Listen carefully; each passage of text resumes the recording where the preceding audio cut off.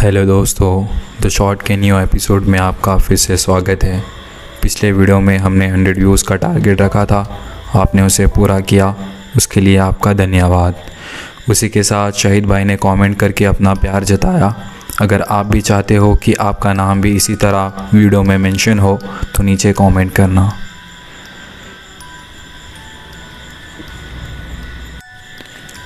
चलिए इस horror story की शुरुआत करते हैं। इस कहानी का नाम है एम्बुलेंस ड्राइवर।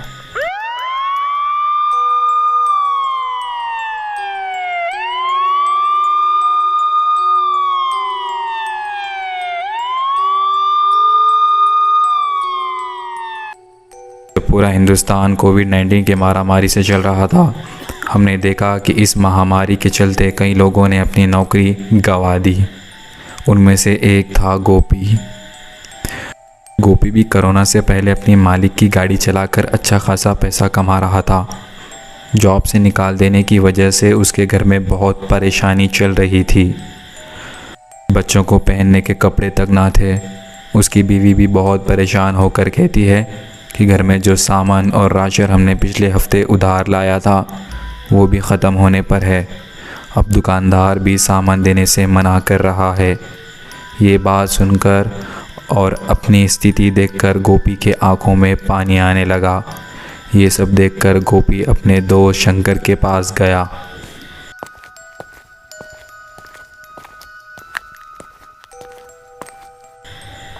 सब किस्सा सुनाने के बाद शंकर कहता है, मैं 2 दिन में तुझे कॉल करता हूँ, कोई काम मिले तो।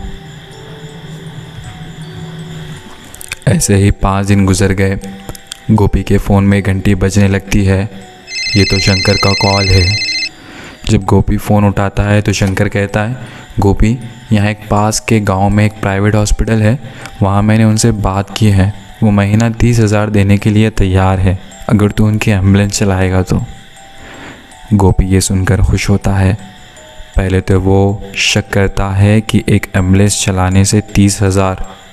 फिर शंकर कहता है, हमें क्या, हमें तो बस पैसों से मतलब है फिलवक्त। अगली सुबह गोपी वो प्राइवेट हॉस्पिटल पर जाता है और अपने नौकरी पर चढ़ जाता है। उसे वो एम्बुलेंस की चाबी थमाई जाती है।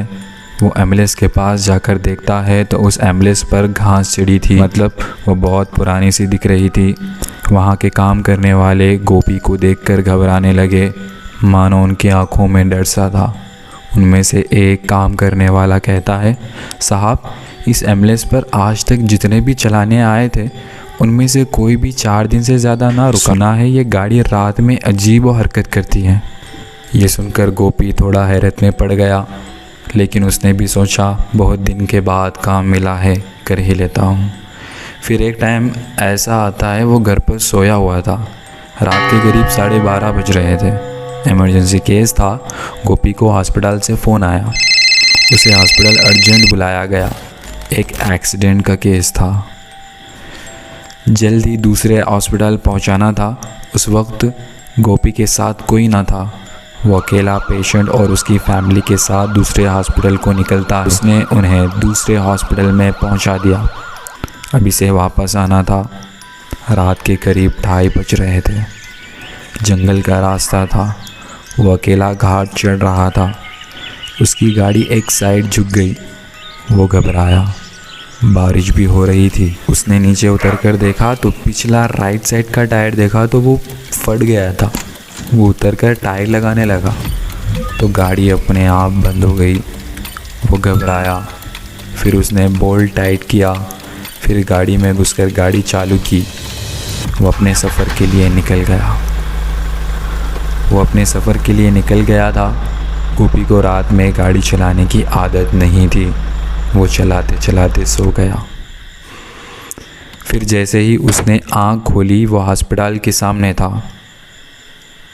वो घबराकर गाड़ी के बाहर निकल गया तो गाड़ी अपने आप चालू हो गई। उसने गाड़ी से एक औरत निकलती हुई देखी। वो करीब 30 साल की थी।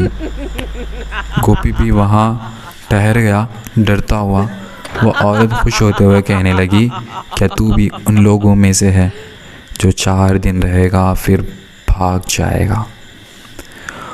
गोपी डरते हुए आवाज़ में पूछने लगा, तुम कौन हो और क्यों इस एम्बुलेंस में रहती हो? उस औरत ने जवाब दिया, इसी हॉस्पिटल में मैंने अपने बच्चे को जन्म दिया।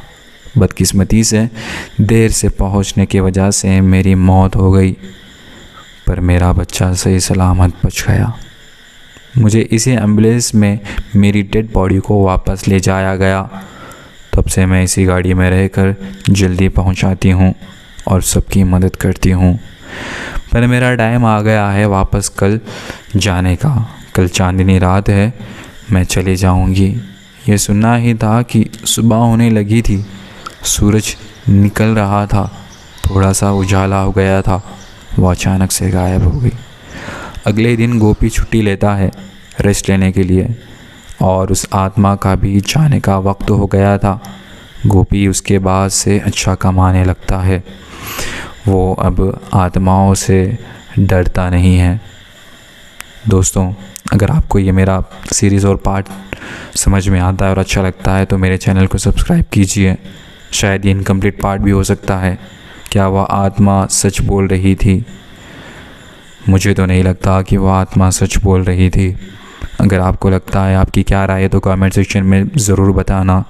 क्या वो वापस गोपी के पास, गोपी के गाड़ी में फिर से आएगी? क्या वो किसी को हानि पहुंचाने आई थी या फिर किसी की जान लेने?